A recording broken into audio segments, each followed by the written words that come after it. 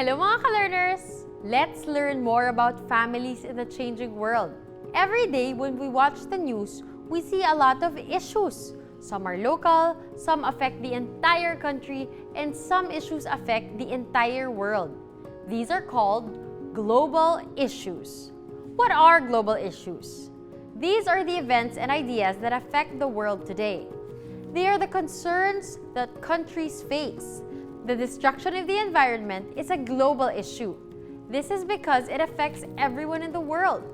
This is the same for diseases like AIDS, cancer, and COVID-19. There are many issues around the world that affect the Filipino family. These issues may change the way a family lives. One important global issue is the importance of rights.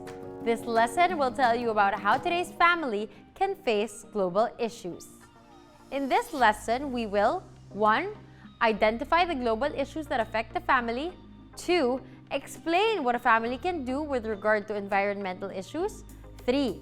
Discuss what a family can do with regard to the issue on world health. And 4. Explain what the family can do with regard to the changing roles of women.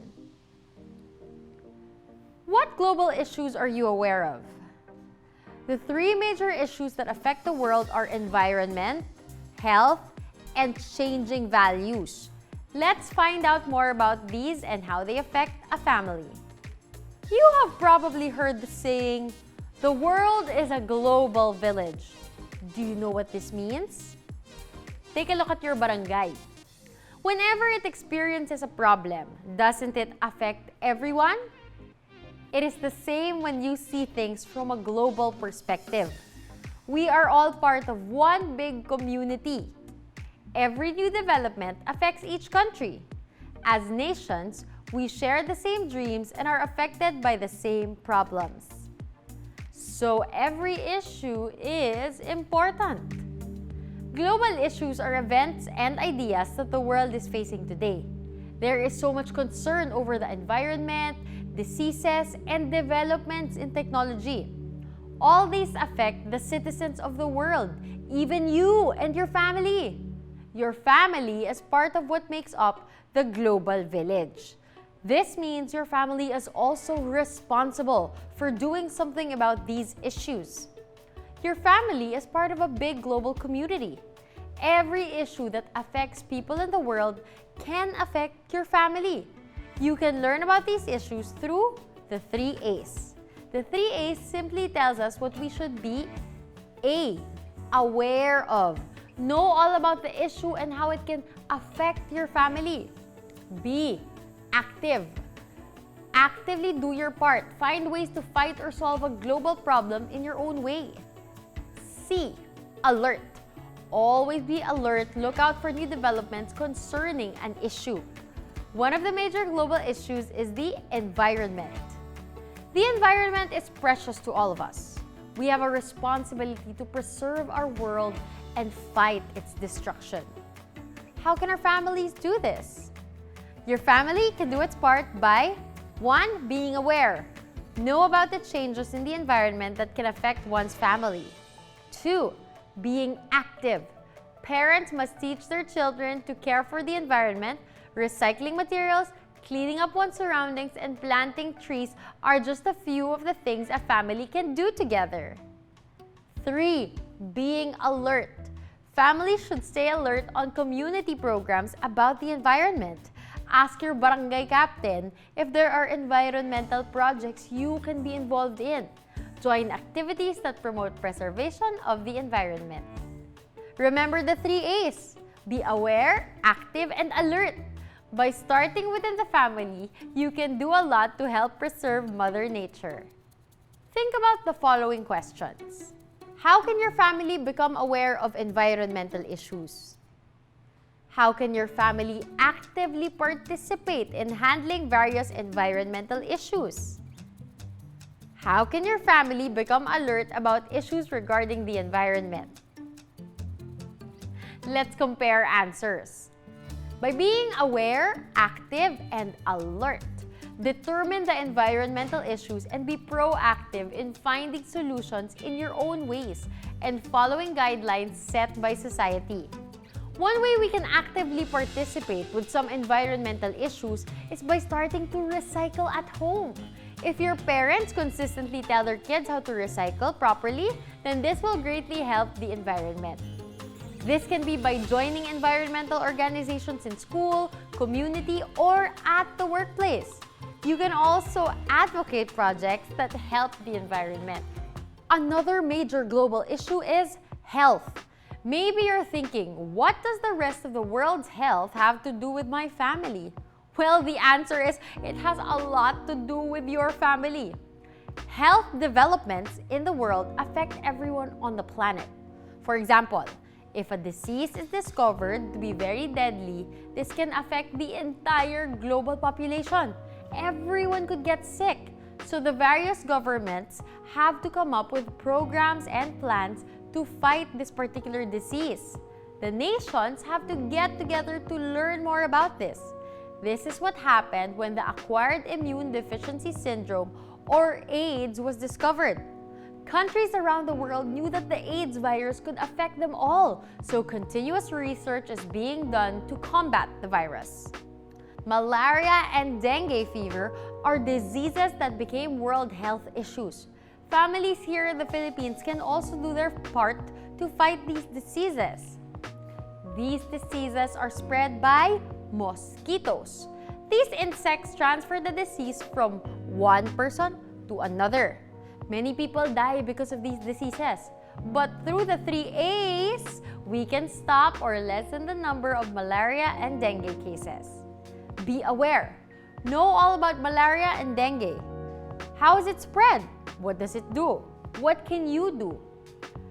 Be active. Do your part. Keep your home and surroundings clean and tidy to prevent them from becoming breeding grounds for mosquitoes.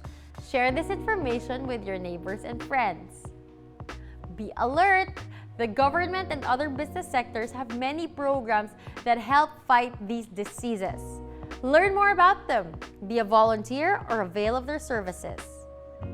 Right now, we are in the midst of a global pandemic brought about by COVID-19. As we speak, the entire world is racing to find the best treatment and a vaccine to protect us all. It is important to be aware, be active, be alert in the issue, and hopefully very soon, we would be able to find that vaccine for COVID-19. The last global issue we are tackling is changing values. Specifically, the role of women in the family and in the society. What do you mean by changing values? These are the changes in the way people act and think. People come up with new ideas every minute. More and more changes in our cultures are being accepted. One change is the opportunities for women in the workplace as well as racial equality. As we face various technological changes, more and more people are dealing with ideas and concepts that they could not accept before. This part of the lesson will deal briefly with an issue and a changing value that faces Filipino families today. This has to do with the changing role of women. Ever heard of the saying, ang babae ay pambahay lamang, or a woman's place is in the home? Well, there is nothing wrong with being a housewife. That must be a personal decision a woman made, not enforced by social standards. But some women like to work in offices, join politics, start their own businesses, and become more vocal about their wants and needs. Some people find this hard to accept. Others believe that women are not capable of doing things like working in offices or holding public office. Some say that women do not have the capacity to work or think. These are old-fashioned ideas.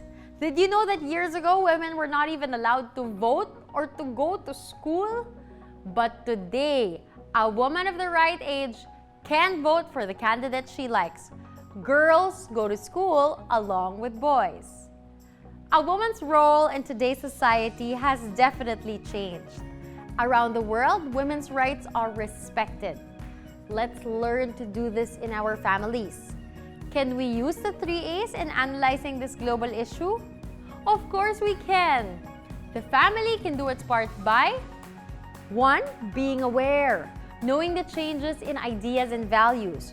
Know more about women's rights and how women's roles have changed.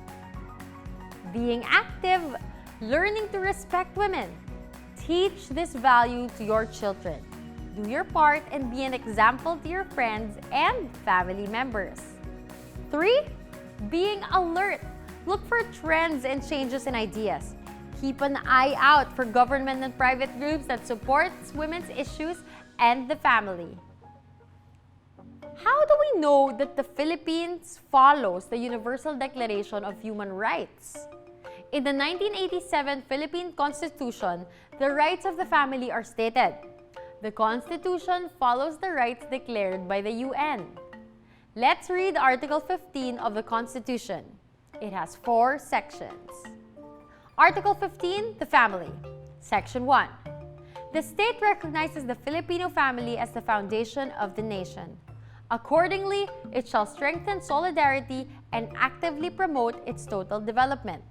Section 2. Marriage as an inviolable social institution is the foundation of the family and shall be protected by the state. Section 3. The state shall defend the right of spouses to found a family in accordance with their religious convictions and the demands of responsible parenthood. The right of children to assistance, including proper care and nutrition, and special protection from all forms of neglect, abuse, cruelty, exploitation, and other conditions prejudicial to their development.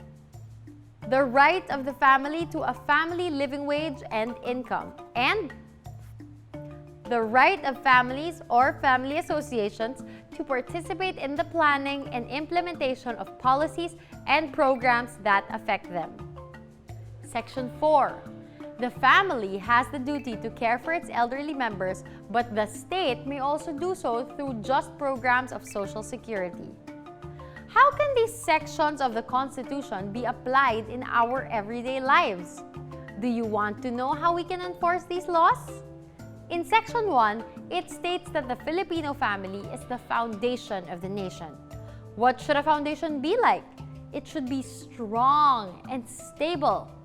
Think of the family as the roots that hold up a tree. Like the roots of a tree, the Filipino family should be stable. The family should be what the country is built on. By enacting this law, the Philippines is abiding by the declaration that a family is the fundamental unit of society. Families today are also protected by the government, as stated in the Constitution. In Section 2, this section tells us that marriage is a serious thing. It follows laws given by the government. What do you mean when we say marriage is protected by the state? This means that the laws regarding marriage are stable laws. Marriage is not just a game. The law does not allow people to marry as much as they like, and the marriage cannot be ended easily. There are laws that married couples have to follow. In Section 3, the first part of the section states that everyone has the right to have a family. Remember the UN Declaration of Human Rights? It also states that any individual has the right to start a family. But just remember that to start a family, you have to be at the right age. The next part of the section tells us about the duties that parents have. It states the rights of children that parents should look out for. Children must be given the right food to eat, proper care, and love. This section is very important. It also states that children must not be abused or exploited. This means that parents should take care of their children and not hurt them. The children must not be forced to do hard labor. This means that children should not be forced to work in factories or beg in streets. This is in accordance with the rights of a child that have been agreed upon by the members of the United Nations. The third part of the section assures a family an income. This means that the government should make sure that each family has a source of income in order to survive. Jobs must be provided for parents. The last part of this section says that families can participate in deciding on the policies that will affect them. A couple can therefore choose how many children they're going to have. The government cannot dictate how many children there should be in a family. Section 4 shows us the Filipino value of taking care of our elderly. It states that a family must take care of their elderly. We must visit and care for our grandparents. We must not neglect them. This section also says that the government can provide for the elderly through its programs. That's why we have homes for the aged, discounts for senior citizens, and hospital care for the elderly. I hope what you just studied helped you understand how the Constitution works to protect and defend each family. The Constitution follows the Global Declaration of Rights provided for by the United Nations. Let's see if you understood this clearly. Answer the following questions. Number 1. Can a child be forced to work in a construction site? Why or why not? Number 2. Can the government tell a couple how many children they can have? Explain your answer. Number 3. Why should we take care of our elderly? Number 4. What rights of children does the Constitution defend? Let's compare our answers. A child cannot be forced to work. According to Section 3 of Article 15, the state shall defend the right of children to assistance, including proper care and nutrition, and special protection from all forms of neglect, abuse, cruelty, exploitation, and other conditions prejudicial to their development. Forcing a child to work in a construction site will violate this. The government cannot dictate how many children there should be in a family. The last part of Section 3 mentions this. Section 4 shows us the Filipino value of taking care of our elderly. It states that a family must take care of their elderly. We must visit and care for our grandparents. We must not neglect them. As mentioned in the answer for number 1, according to Section 3 of Article 15, the state shall defend the right of children to assistance, including proper care and nutrition, and special protection from all forms of neglect, abuse, cruelty, exploitation, and other conditions of prejudicial to their development. Let's summarize what we learned so far. The global issues that affect the family have to do with the environment, world health, and the changing role of women. The family should be aware, active, and alert about global issues that can affect them. The Constitution upholds the family's rights and responsibilities. This was a meaty lesson, mga ka-learners. I hope you learned a lot with regards to the global issues a family faces and how these issues shape the families of today. Thanks for tuning in. See you next time!